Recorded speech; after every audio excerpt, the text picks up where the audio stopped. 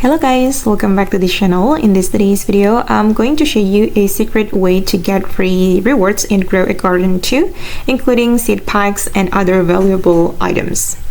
Recently guys, one of the Grow a Garden 2 developers announced a brand new swipe game. In this feature, players can view upcoming content and simply swipe or vote whether they like it or not. You start with a limited number of swipes every hour.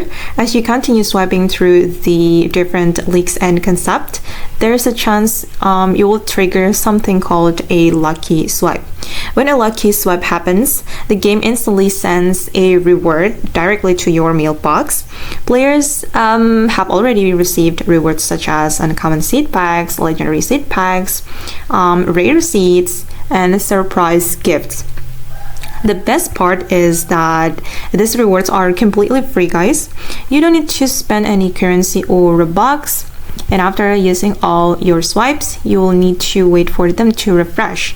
You can also get additional swipes through certain activities, such as inviting friends or completing tasks on the website.